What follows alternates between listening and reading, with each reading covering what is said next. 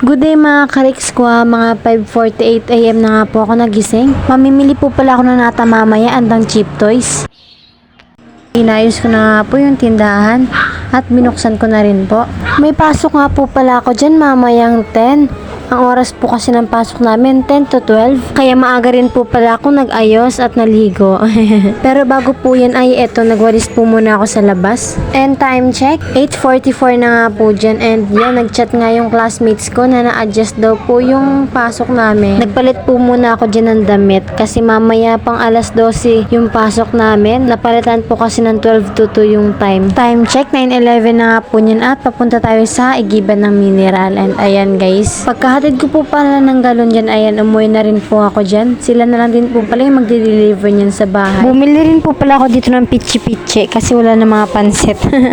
Ayun na lang yung kinain ko. Time check, magte-10 na nga po. And ayan yung itsura ko nung nagpalit ako ng damit. Time check, 10:45 na nga po. Kaya ayan, nagpalit na ako ng susuotin ko talaga.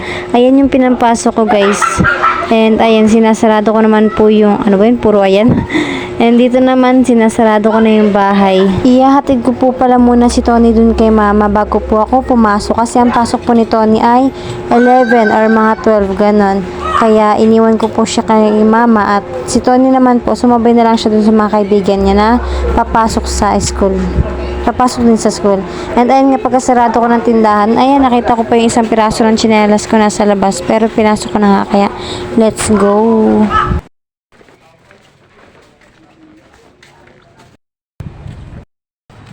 Pagdating naman namin sa tindahan at eto nga, naabutan nga namin si Kuya Totoy tumitingin-tingin ng damit ng baby.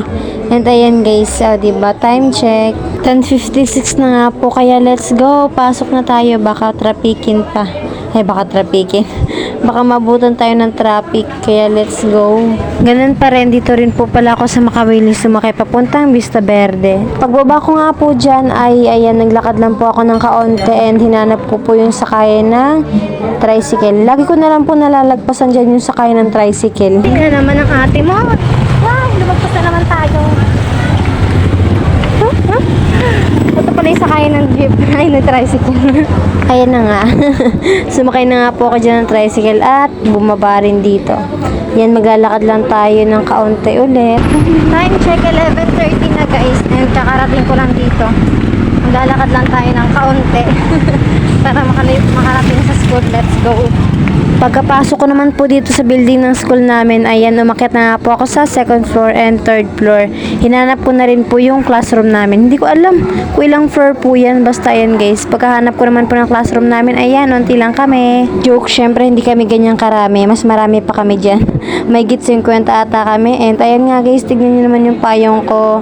Hindi ko talaga yan magamit kasi nasira. Pagpasok ko ng school, hindi ko kasi siya masyado na, nasarado na maayos. At fast forward, hindi na rin po ako masyado nakapag-video sa loob ng classroom at ayan, pauwi na nga ako and sumakay na ako ng jeep. Diretso po pala tayo sa bayan para mamili ng nata and cheap toys. Umulan nga yan guys, buti na lang tumigil na lang ulit and ayan, papunta na tayo sa bilhin ng nata. So share ko na lang din sa inyo guys, parang pakiramdam ko talagang bilis ko magsalita pero natatawa ako pag pinapakinggan ko yung boss ko pag mabilis magsalita. Minsan may dagdag, minsan kulang-kulang. Ay, naka talaga reka. Ayan na nga, binili ko lang po pala dyan ay nata. Dito nga po, pagkabili ko rin po pala dito ng tinapay, ay ayan, bigla nga bumuhos yung ulan.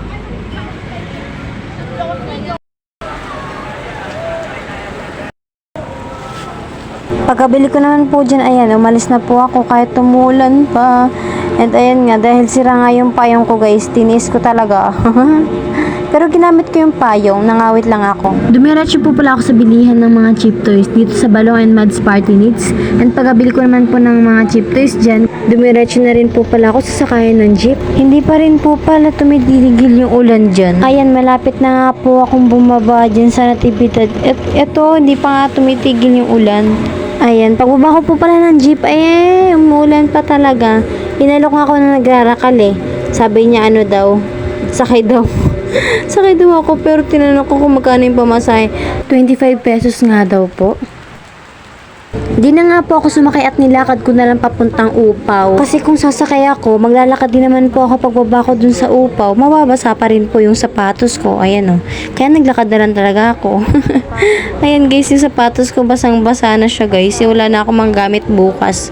May pasok pati kami. Naglakad na nga lang po ulit ako dyan. And may nadaanan nga akong bilihan ng turon. Kaya bumili muna ako. Kain po. Pumunta na nga po ako dyan kay mama. And pagdating ko naman po kay mama, binigay ko na po yung pinapabili niya nata. So, bebe! Hey, napakaangat. Okay na yan! Bumili rin po pala ako dito sa grocery na malapit sa amin. Ayun lang din po pala yung binili ko, mga chichire lang. Dito guys, tignan nyo, o diba, muntik na. Kaya let's go, buti na lang tumigil yung ulan. So guys, nakauwi na nga ako dito sa bahay. And ito yung mga pinamili ko. Tada!